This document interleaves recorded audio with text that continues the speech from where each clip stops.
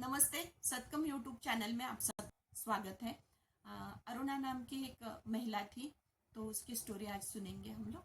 अरुणा एक अच्छी पढ़ी लिखी पीएचडी होल्डर महिला थी और वो बहुत अच्छा साइंस में पढ़ी हुई थी और बहुत अच्छी जगह पे जॉब करती थी। लेकिन अचानक ही उसने जॉब छोड़ दिया और फिर बाद में वो अभी बहुत ज़्यादा डिप्रेशन में हमें लग रही थी। बहुत ज़्यादा टेंशन उसके फेस पे दिख रहा था। तो बाद में वो जब काउंसलिंग के लिए हमारे यहाँ आई तो वो बोली कि मुझे ऐसे लगता है कि मैं अभी पागल हो जाऊंगी। अभी मुझे कुछ ज़्यादा दूसरे विचार ही नहीं आते हैं, एक ही एक विचार आता है वो। तो उसका रीज़न है हमारी सासू माँ। तो उनके ससुर गुजर गए थे, वो नहीं थे। और सास थी। और सास का और ये बहू का बहुत ज़्यादा डेली झगड़ा होता था। रोज झगड़ा होता था उनका। और वो झगड़े के लिए कारण भी नहीं लगता था। किसी कारण वो कुछ ना कुछ बोलती रहती थी उसकी सास।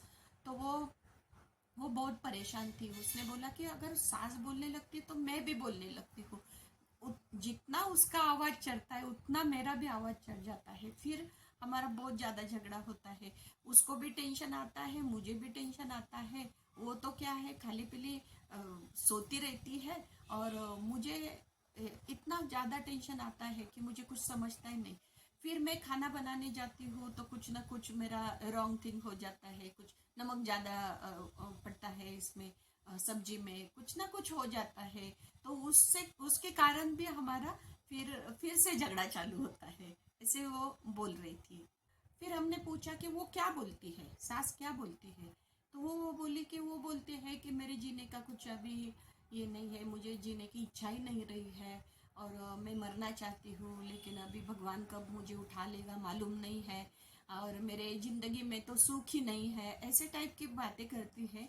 और फिर अगर कुछ लगा तो मेरे पे ज़्यादा आवाज़ चढ़ा के मेरे मम्मी पापा को कुछ तो बोलने लगती है। ये वो ऐसे झगड़े में बोलती है वो। तो वो रोते रोते बोल रही थी और हम सुन रहे थे। तो वो बोली कि ऐसे ऐसे मुझे समझ में ही नहीं आ रहा है कि कैसे मैं उसके साथ डील करूं।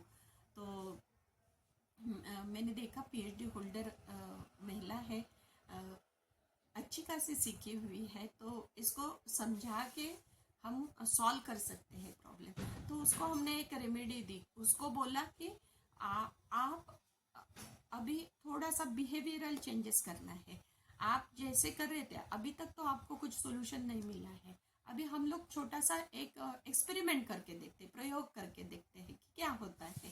तो उसको हमने बोला कि आप घर में सास अगर बोलती है, कुछ भी बातें करने लगती है, तो आप चुप रहो, कुछ नहीं बोलना है आपको। और सास की सेवा करते रहो। तो उसको एकदम ऐसे लग रहा है, अरे क्या सेवा, क्या वो ऐसे बोलती है वैसे बोलती है, ये करती है वो करती है, सेवा क्या करने का। मैंने बोला नहीं, 15 दिन का सिर्फ एक्सरसाइज है ये। 1 महीने के बाद आपको आना है, 15 दिन का एक एक्सरसाइज है, 15 दिन ऑब्जर्वेशन है।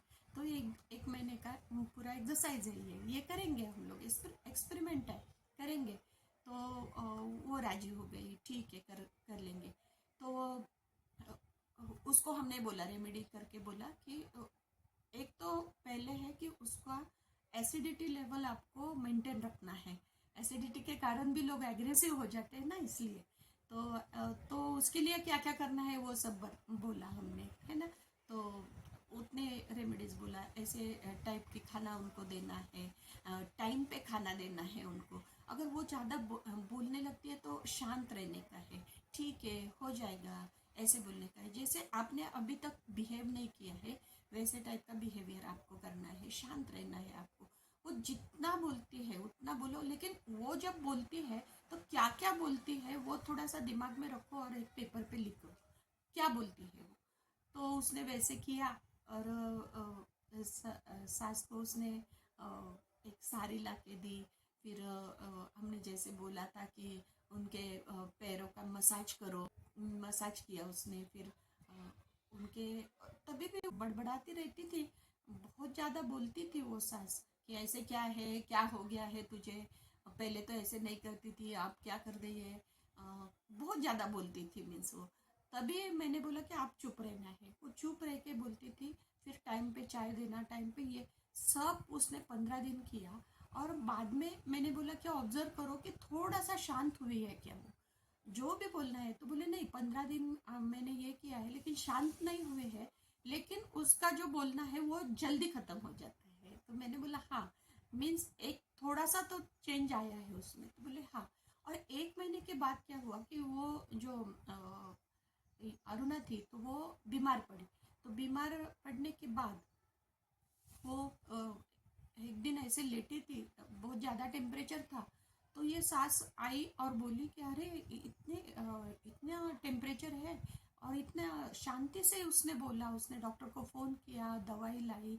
और सास ने उसको कुछ सिरप वगैरह बना के दिया, फिर सूप बना के दिया। और बहुत ज़्यादा ऐसे खुशी खुशी से कर रही थी वो, बोली।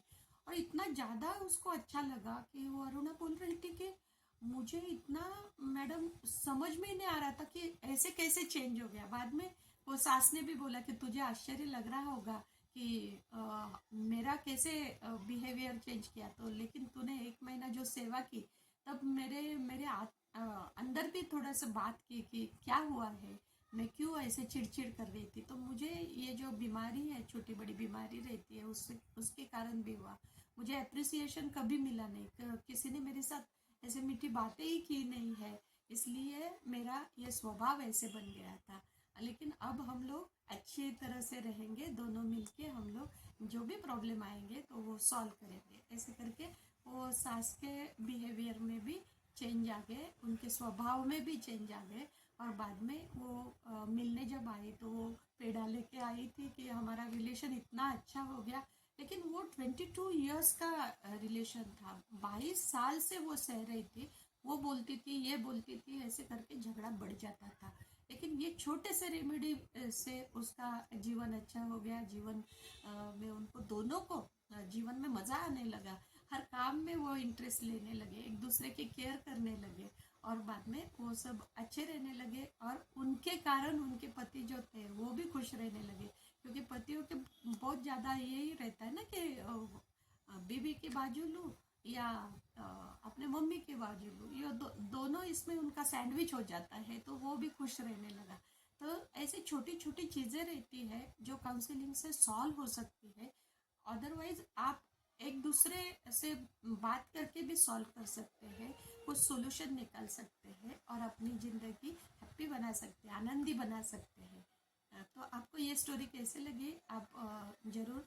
और अगर आपके घर में ऐसे कुछ है तो वो भी कमेंट बॉक्स में लिखिए, उसके बारे में भी हम लोग बात करेंगे। धन्यवाद। आप लाइक करिए, सब्सक्राइब करिए सत्यम चैनल को, बने रहिए। धन्यवाद।